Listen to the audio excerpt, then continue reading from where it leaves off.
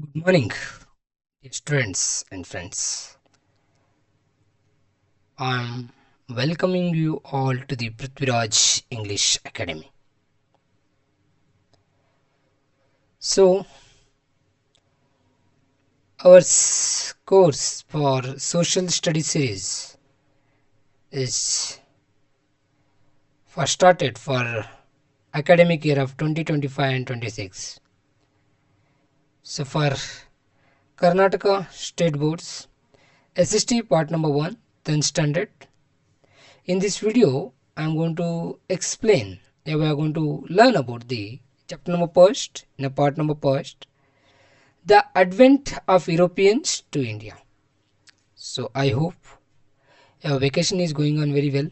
So my request is that along with your free time, you can utilize this time with my YouTube channel. So first I am going to explain the things, and afterwards we are going to discuss the question answers. I am going to give a few questions to solve by yourself. So it is very, I hope it will be very helpful to you to overcome of SST, because in SST for 10th standard we have total 33 lessons. Okay, first part 16 lessons and remaining second part we have the 17 lessons. Total 33 lessons are there. So one by one we are going to complete. So without a delay, let's start the explanation of the advent of Europeans to India. So by this lesson, definitely for 3 mark question they are going to ask from this lesson. So this is the very important for 3 mark question. Okay, so please be aware about it. So now move to the lesson.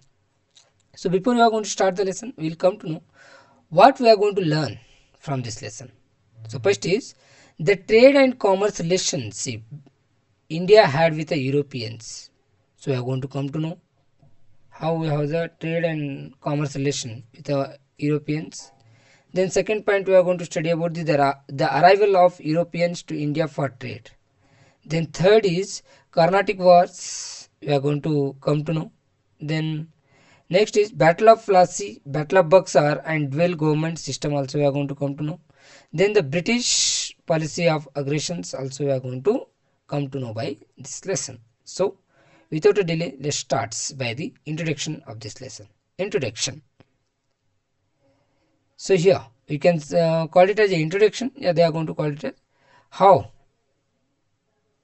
was the trade relation with India and Europe. That's also introduction only. Okay, for the 3 mark question. Okay. So first point is there were trade and commerce relationship between India and Europe since ancient times. So this relationship is there, of trade and commerce. We had it in very ancient time, up over like the kingdoms of like Guptas. From there we had this one. Okay.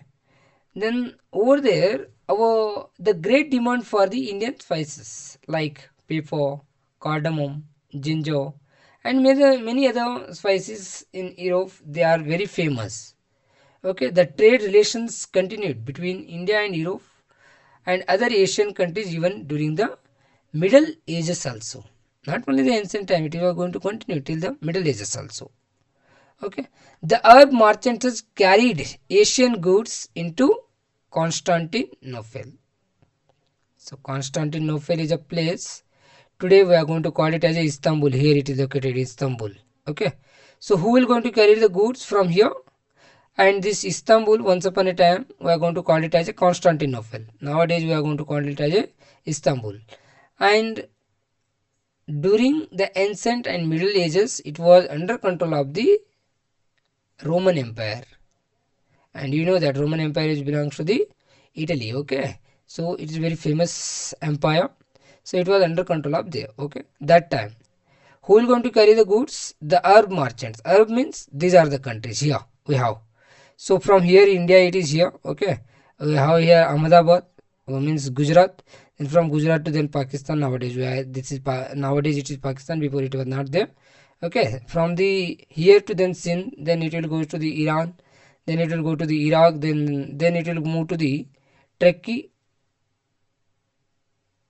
Okay, then it will reach to the Istanbul, and that will going to hand over to the, from here, the goods still there. Who will going to, these Arabs means Iran, Iraq, Saudi Arabia people, these are going to call it as Arab. They are going to carry from India to till the Istanbul the goods. Then afterwards, after the Istanbul, who will going to carry? Italian merchants would buy these goods. Who will going to? Italian merchants means here it is Italy and here is Turkey. Okay, they are going to buy from here. Okay, the Italians, and then they are going to sell them into the whole European countries. Whole European countries. Here the world map is here. Okay, we'll come to know by this one. Okay, here the whole Europe was going to, the goods are going to supplied by the Italian merchants. So these things you should be know that. Okay, first thing, very important it is. In Asia, Arabs are going to have the supremacy on the trades, and in Europe, Italian merchants have the supremacy. Okay, Constantinople was going to consider as the center of the international trade. There is a one more question, very important here. Which city was going to call it as a international trade, a center of the international trade, yeah, gateway of European trade? We are going to, so we are going to consider it is Constantinople, center of the international trade also, and as well as we are going to call it as a gateway of European trades. The Arab merchants and Italian merchants will get more profit of this route.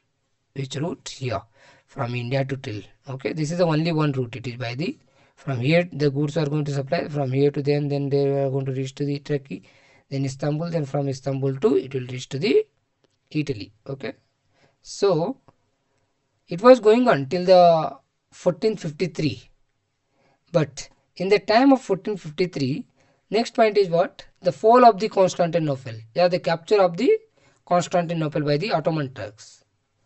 Okay, the trade and commerce between Asia and Europe through the city of the Constantinople. In a year of 1453, the Ottoman Turks captured the city of Constantinople from the Roman Empire. And you know that Ottoman Turks means they are from the Middle Eastern, Middle Asian countries they came from. Okay, and they captured that city. Trade routes came under the control of the Turks, and they have started imposing heavy taxes on the goods those are going to pass through the Constantinople. So then after that, the trade was not profitable. The trade was not profitable for the even the Arabs also, and not even the, especially for the Europeans, in that Italian merchants also. Then Spain and Portugal are going to start encouraging sailors to find a new sea route to the India. Then at the same time they have innovation. Their innovation was started of compass, astrolabes and the gunpowder. So compass is going to helpful for the navigation to determine the directions. Okay, then astrolabes are going to use for the, these are going to use for the time and navigation purpose. Okay, and gunpowder was going to use for the, to escape from the dangerous animals of the sea and all. Okay, now move to the third point. We are going to come to know about the a new sea route to India. Vasco da Gama, a Portuguese sailor, left the Lisbon. Okay, Lisbon is located in a European countries. Okay, here it is in the world map. Here the Vasco da Gama route, here it is. So here it was going to, from here he left and he came. I use this route in this line, this route from here to here. Then he reached to the our place that is called the means he came to India, or that is reached to the Calicut of the, in Calicut, in small village. That village name is called Kapad. Okay, Kapad. When he was reached in a year of 1498. Thus he was successful in discovering a new route to the India. This route continued to be the route of trade between India and Europe for the many years. The Portuguese were the first to re-establish trade between India and Europe. Okay, here possibility to ask for one more question. Who was discovered the new route? That is Vasco da Gama. When he reached, where he reached, these are the things. Then this one, who was the first Europeans? Yeah, who were the first Europeans who was re-established the trade between India and Europe? That is Portuguese. Okay. So these are the route was going to followed by the sailors. Here we should know that first it is Bartholomew Diaz. From here he was started from the Europe and he reached to the this one what we are going to call southern tip of the Africa, and he was called that Cape of Good Hope. Then he went back because of the heavy storms. Then the route was going to followed by the Vasco da Gama. This same route he reached here. Then afterwards he took the Arabian merchant help and he reached to the our Calicut. Okay. So now move to the next point. Know this means you know that from 1498 to till the 1869 that what you are going to call what the route was going to discover by the Vasco da Gama, that only going to use for the as a route between Europe and Asian countries. Okay, especially India. But after in a year of 1869, a huge here in a Suez Canal, in a Suez over there they have dig the land for the easy movement of the ships in Egypt to connect, especially in a connect to the Red Sea and the Mediterranean Sea. Until the building of the Suez Canal, the sea route discovered by the Vasco da Gama was the route used for the trade between India and Europe.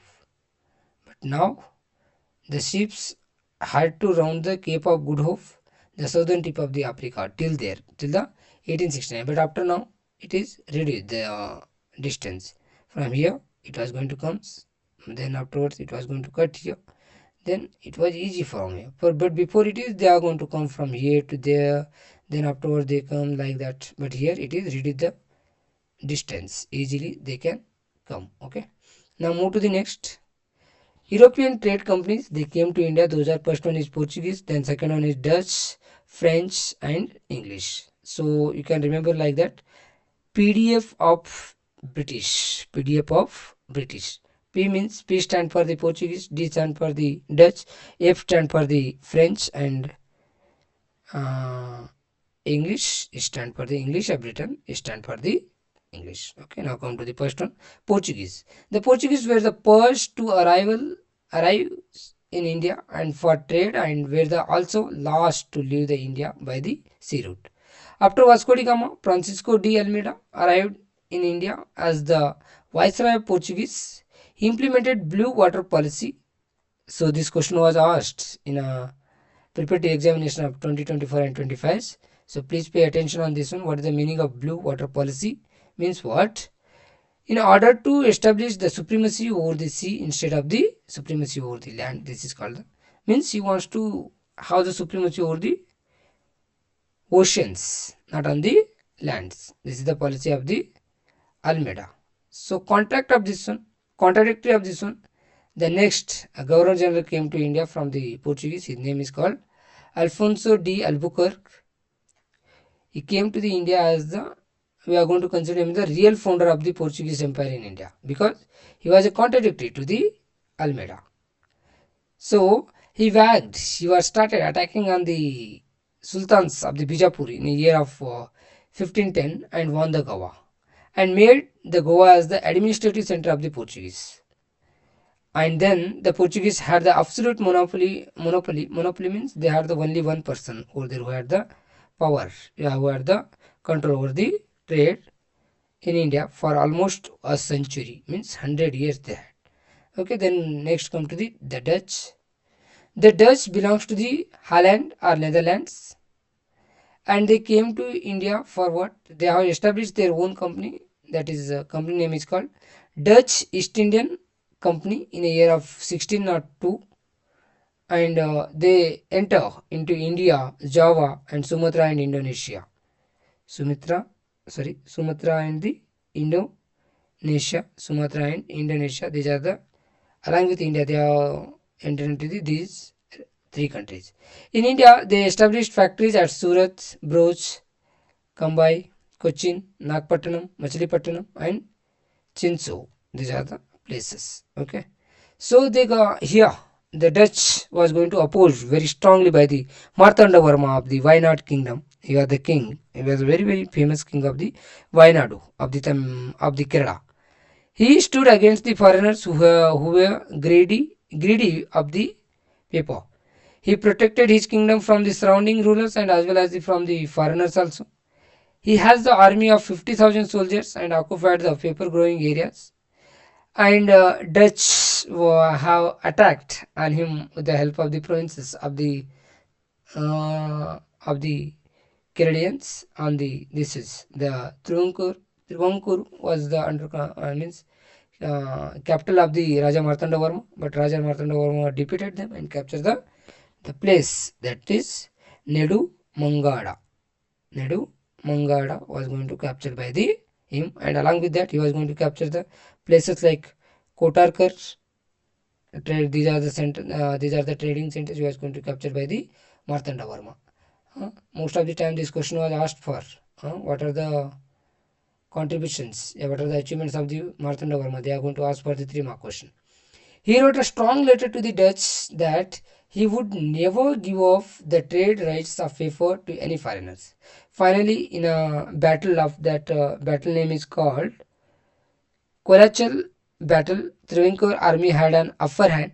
The Dutch suffered huge losses. Martanda Varma also got back the forts which were in the control of the Dutch. Cochin was recognized as the center of spices trade during this period. Travancore became the richest province. Finally, on the 15th August 1753, a treaty was going to sign between Dutch and the Martanda Varma. So, what are the reasons for the decline of the Dutch? The rise of the English in India, and they have given more importance to the this one acquisition of the islands of the Southeast Asia. Okay. Next, come to the third one is the English. On 31st December 1600, Queen Elizabeth was going to give them permission, and they have established the company. That company name is called East India Company, and the Queen was given them the authority to only 15 years of that. Afterwards it was going to expand, and that was the different, but in beginning they got only 15 years of contract.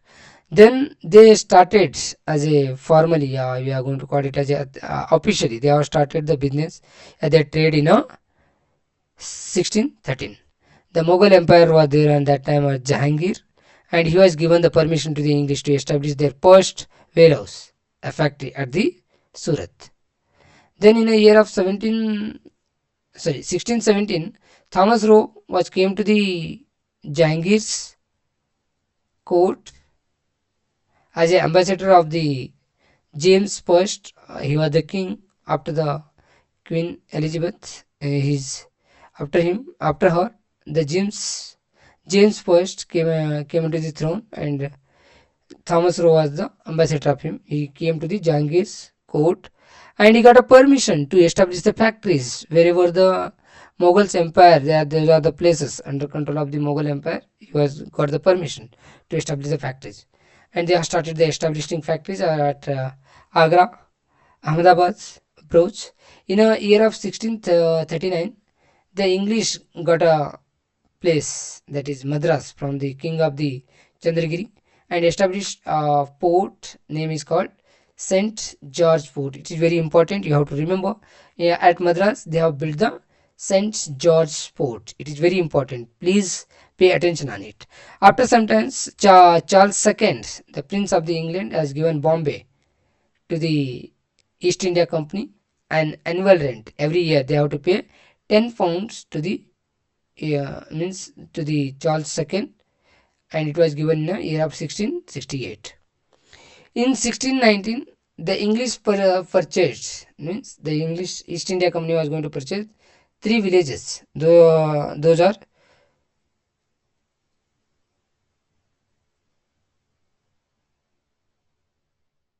Sutanutti, Kolkata, Govindapura. These are the 3 villages they got, and from the governor of the Bengal they got it. They have purchased, and it was there on the banks of the Hooghly River. and over there they built the Fort William. Okay, you have to remember. And they made the Calcutta was the capital city of theirs, and by this one they have established their what we are going to call it as a presidencies at Bombay, Madras, and Calcutta. Okay, and wherever they're under control of their places are there, over there they have started implementing their own civil and criminal laws. Okay, now move to the fourth one, the French. The French East India Company was going to started by the France government in the year of 1664. So years you have to remember. And they also started their first factory in India at Surat in the year of 1668. And later they established their factories in Machilipatnam, Chandranagar, Mahe, Karekal, Kasim Bazar, Palsur. Okay. In a year of 1674, they purchased the place, a village. That village name is called Walikondapuram by the Muslim officials, and they established it as a major center. And after some time, it was going to known as they are going to started calling it as a Puducherry, a Pondicherry, and they made it as a capital of the French till they left the India. And then after some times, Duflex came to the India in the year of 1746 as a Governor General of the French, and he has the great ambition. He wants to establish the power, especially in South India. So by this ambition was going to lead the Carnatic Wars with the English and French. Okay, here the competition between the English and the French. By the middle of the 18th century, political instability arose in the regions of the Hyderabad and Carnatic. Carnatic means eastern part of Tamil Nadu, and both English and French tried to exploit the situation in their own favor. This led to the three Carnatic Wars. So about this one, will about the Carnatic Wars, then about the Battle of Buxar, Battle of Plassey, and about the dual government, we'll come to know in a later video. Till then, you can enjoy watching this video. I hope you understood the points. If you have any doubt, then please comment. We'll come to means we're going to resolve in a next video. Till then, take care of yourself and watch the videos. And if you come to know this video is worthful for you, then please share this video among your friends, and don't forget to comment and do like and subscribe my channel to get a more updates from my side. So thanks for watching this video, my dears. Jai Hind, Jai Karnataka.